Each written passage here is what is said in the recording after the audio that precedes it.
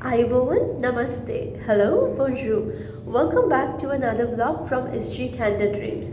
I'm Sandali, and from this vlog, I thought of sharing some important details. Maybe it will be helpful for you to know how to obtain a valid government ID in Canada. So when it comes to Canada, even before you become a permanent resident or even before you become a Canadian citizen, yes, still you can apply for a valid government ID. So it can be either a driver's license or it can be a provincial ID. I can remember when I moved to Canada back in 2022, the very first thing which I did was I applied for my provincial ID. So no matter wherever the province you are living, you can apply for one of those IDs.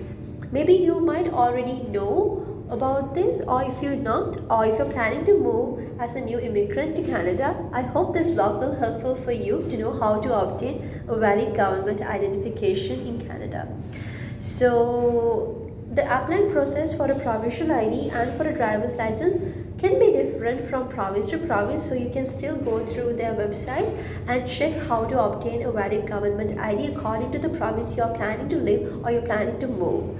So when it comes to Ontario, if you're planning to apply for a provincial ID, what you can do is, if you're an international student, you can carry your passport along with your study permit, or if you're under work permit, you can carry your passport along with your work permit to the nearest service Ontario, and you can apply for the provincial ID while filling the application form and paying the application form fee of $35 for the provincial ID. Still, you can directly check from the Service Ontario website what is the exact amount that they will be charging on the day itself when you are applying for the provincial ID. So they will be mailing the ID to your home directly, and yes, instead of carrying your passport or your any other important documents, you can leave it at home and you can carry your provincial ID as a valid government identification when you're traveling inside Canada as a traveling document. So having a valid government ID is really important, because even if you're planning to apply for a car, or if you're planning to apply for a credit card or any other investment, I think having an ID is really important from Canada. So having one of those ID also will helpful for you when you're planning to do more things in Canada. I would suggest, if you know how to drive in Canada, or if you hold a back experience of driving, directly apply for a driver's license rather than applying for a provincial ID. The reason why, any which ways, whenever you apply for a driver's license and once you passed your written test, the day itself, if you're holding a provincial ID, you have to surrender your provincial ID.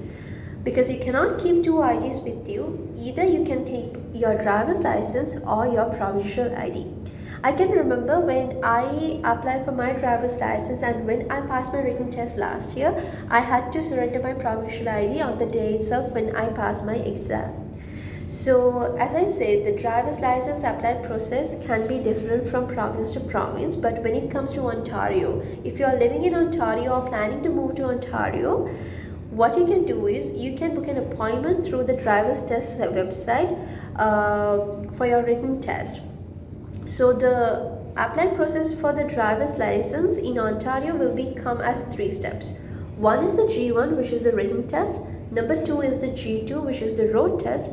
Number 3, which is the final part, is the G license, which you have to give your road test, and it will be conducting in a highway. So on the highway, when you're driving, when you obtain your G license, then you will be a fully G licensed driver in Canada once you pass your examination.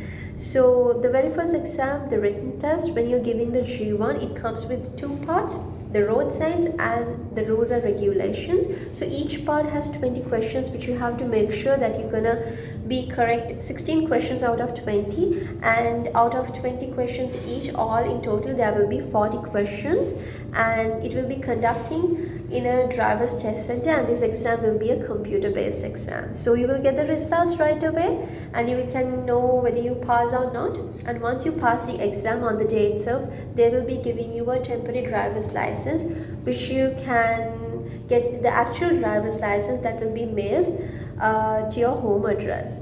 So once after passing your G1 exam, the written test, after 12 months you can obtain a G2 examination, which will be a road test. So After your G2 road test, after 12 months, you can apply for your full G license. So if you are experienced and if you have a valid driver's license from back home, soon after your G1, within 8 months, you can apply for G2, or you can directly apply for your G license. So you can save time and get a valid government ID as a driver's license and start driving in Canada. So I hope this information will be helpful for you, because having a valid government identification in Canada is really helpful when you're living and when you're having your future plans in Canada. So yes, there will be more interesting things that you can get to know about Canada. There will be more interesting facts that you will know when you're living in Canada. So I will bring all the information that will be helpful for you throughout my vlogs. So stay tuned for more upcoming videos and for more upcoming updates. And I hope you will have a great day, and thanks for watching.